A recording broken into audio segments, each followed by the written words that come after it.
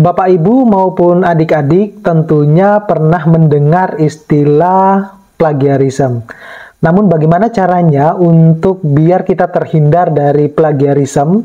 Mau tahu caranya? Ayo kita bahas.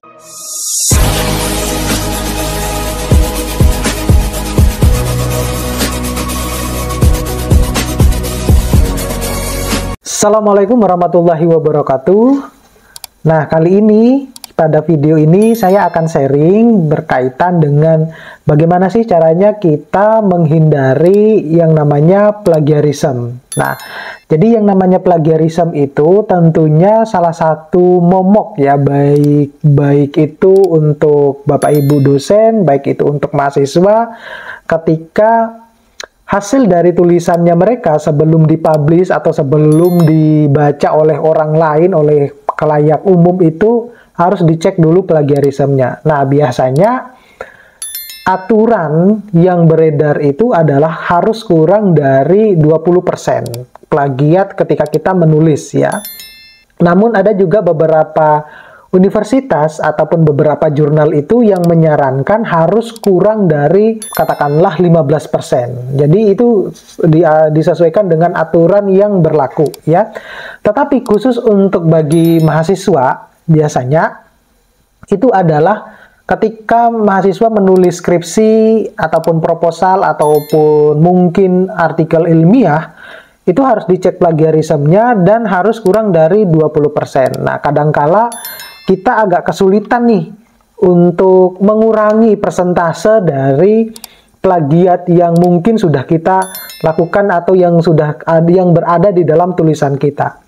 Nah, begitupun dengan Bapak Ibu dosen, ketika misalnya Bapak Ibu dosen mensubmit artikelnya ke jurnal baik itu nasional maupun internasional, jurnal yang kita tuju itu juga mencantumkan syarat bahwa minimal harus sekian persen nilai plagiarismenya. Nah, oleh karena itu juga bukan sesuatu hal yang mudah untuk merubah bagaimana untuk mengurangi nilai persentase tersebut. Nah, oleh karena itu pada video kali ini saya akan sharing berkaitan dengan bagaimana sih caranya kita bisa mengurangi persentase plagiarisme dari apa yang ada di dalam tulisan kita. Yang pertama tentunya adalah kita harus menggunakan sumber terpercaya dulu ya. Nah, dari mana sumber terpercaya itu?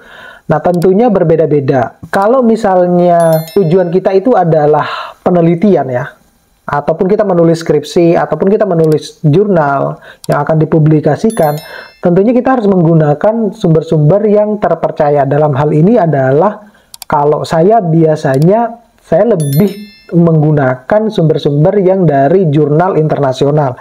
Tetapi, jurnal-jurnal internasional yang saya citasi itu juga jurnal-jurnal yang kredibel, yang memiliki, katakanlah dia publishernya itu adalah yang masuk di database, misalnya Scopus, ataupun dia merupakan publisher Elsevier, misalnya semacam itu, ataupun Thomson & Reuters, ataupun Wiley, dan lain-lain, Springer, nah semacam itu.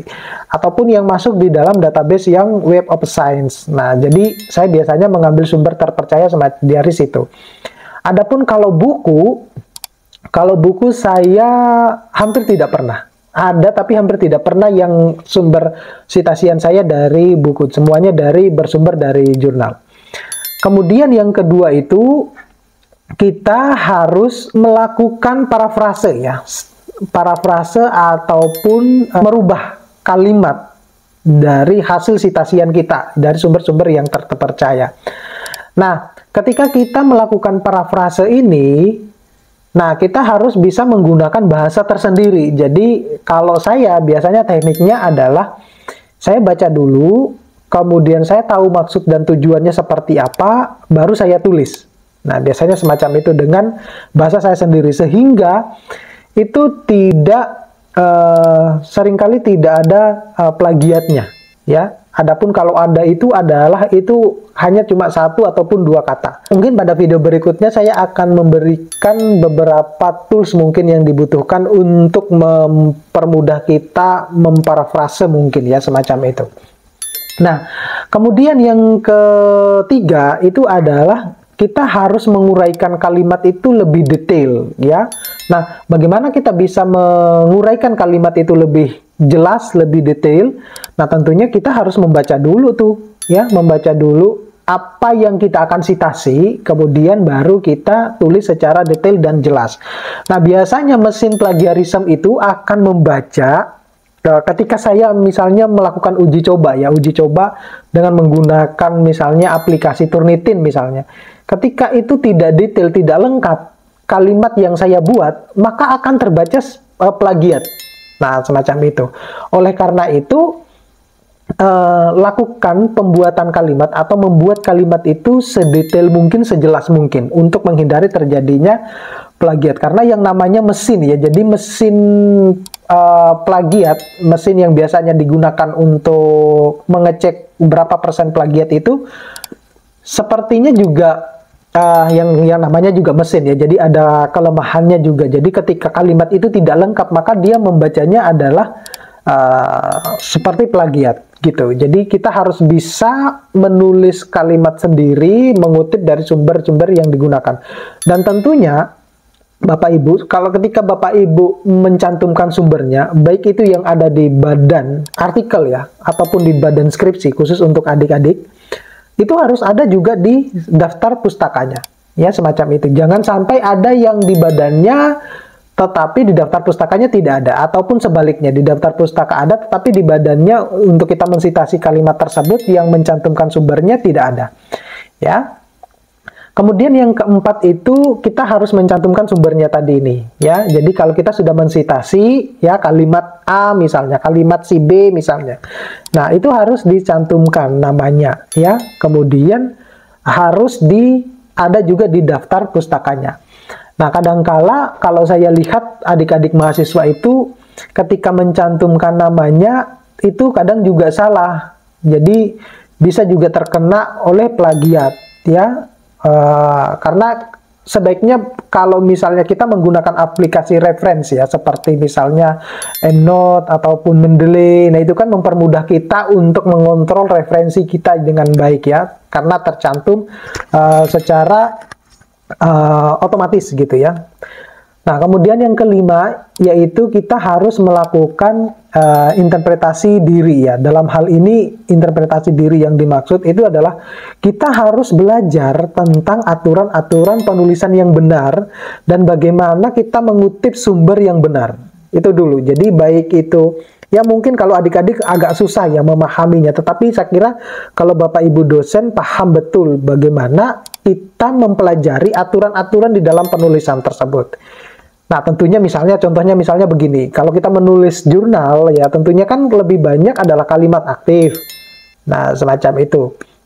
Nah, itu adalah salah satu aturannya ya, tetapi yang perlu diperhatikan itu adalah bagaimana kita bisa menulis ya untuk menghindari yang namanya plagiarisme tersebut ya. Kemudian kita harus juga memahami apa yang dianggap sebagai plagiarisme, apa yang memahami konsekuensi dari plagiarisme tersebut. Ya, jadi kita bisa nih membaca dari mesin plagiarisme yang biasa kita gunakan, aplikasi mesin plagiarisme itu, oh dia membacanya seperti ini. Gitu. Jadi kita bukan asal-asalan misalnya, nih saya punya artikel, ini saya punya skripsi, mahasiswa saya tolong dong dicekkan, tetapi kita bisa memahami. Kan biasanya kan muncul beberapa jenis warna di dalam mesin plagiarisme tersebut. Nah, kita bisa memahami itu. Apa yang membuat biasanya ada notifikasinya di sampingnya pemberitahuan bahwa kalimat ini adalah sudah disitasi oleh ini. Nah, itu bagaimana kita bisa merubahnya. Jadi harus paham tentang itu, ya. Apa yang harus kita rubah dari warna-warna tersebut, ya. Kemudian yang keenam itu tentunya adalah kita harus tulis dengan percaya diri, ya.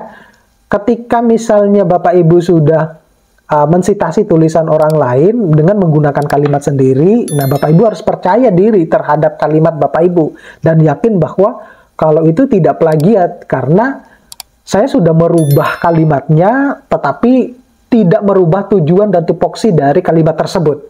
Nah, semacam itu. Ya, karena jangan sampai dibaca oleh pemilik kalimat tersebut dan ternyata dia kecewa dan berbeda halnya ya dengan jurnal internasional ya. Kalau saya melakukannya, misalnya nih saya mau mensitasi gambar pemilik jurnal tersebut, maka saya izin dulu terhadap pemilik gambar tersebut. Nah, biasanya mereka welcome tuh. Bahkan kalau saya butuh gambar yang originalnya, mereka mengirimkan. Begitu. Kenapa demikian? Ya karena itu adalah bentuk satu, sharing ilmu ya. Dua, mereka bangga karena nanti kita akan mensitasi tulisannya di situ. Nah, jadi mereka bahkan selalu welcoming untuk kita mensitasi tulisannya. Jadi ketika saya juga melakukan izin untuk mengambil gambar ataupun mengambil tabelnya mereka, ya itu mereka selalu welcome. Oke, gitu.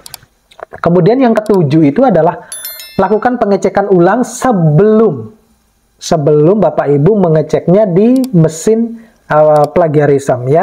Nanti saya akan memperkenalkan beberapa mesin plagiarism ya di akhir-akhir sesi video ini. Jadi kita melakukan pengecekan dulu ya. Ya mungkin tidak menjadi perhatian khusus ya, baik itu mahasiswa maupun Bapak Ibu dosen ketika menulis ya. Tetapi itu penting untuk kira-kira ada nggak yang masih harus saya perbaiki misalnya semacam itu. Nah biasanya yang namanya mesin plagiarism itu kan ada yang namanya kita harus untuk mengurangi itu ya. Jadi ada kalimat misalnya, ada kata lah, bukan kalimat, ada kata yang sudah paten ya, misalnya seperti nomor ya, ataupun kalimat yang sudah tidak bisa dirubah ya, sudah semacam itu. Nah itu adalah cara-cara untuk kita kita mengeksklud bahwa kalau itu ya sudah tidak akan pernah bisa berubah gitu. Kalimat misalnya nomor 1 ya sudah pasti nomor 1 pasti dan akan dibaca oleh plagiat, sehingga kita perlu mengekskludnya, tetapi tidak perlu harus dieksklud semuanya ya. Kemudian yang terakhir, yang ke-8 itu adalah kita harus mencoba mengecek tingkat plagiarismnya.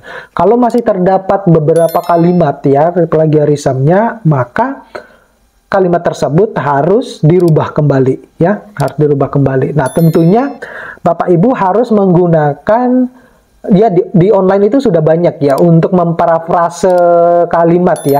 Lebih tepatnya bukan kalimat, tapi lebih kata ya. Jangan kalimat. Kalau memparafrase kalimat itu biasanya hasilnya tidak bagus. Jadi sebaiknya memparafrase kata. Ya, jadi kata ini bisa dirubah seperti apa? Semacam itu. Kalau kalimat itu hasilnya tidak bagus, ketika dibaca itu tidak enak dibacanya. Nah, apa saja yang biasanya digunakan di dalam kita menggunakan mesin plagiarism itu? Tentunya yang paling populer itu adalah Turnitin ya. Turnitin. Ada juga yang Dupli-Checker, ada juga yang Grammarly. Nah, ini yang saya sebutkan ini setahu saya berbayar. Kemudian ada Paperwriter, ada Plexscan, ada Quetex, ya, ada Plagiarism Checker, ada Copyscape, ada Write Check. Nanti saya akan mencantumkan di link deskripsi saya. Bapak Ibu bisa membeli aplikasi-aplikasi ini di online store gitulah. Bapak Ibu bisa lihat di situ. Ya, tapi meskipun itu adalah terbatas, cuma itu sudah cukup membantu ya. Nah, kalau saya karena menggunakan fasilitas kampus, nah alhamdulillah saya terbantu dari situ. Terima kasih, mudah-mudahan ini bisa bermanfaat. Jangan lupa untuk subscribe, like, share, dan komen kalau ini bermanfaat. Oke, akhiri. Assalamualaikum warahmatullahi wabarakatuh.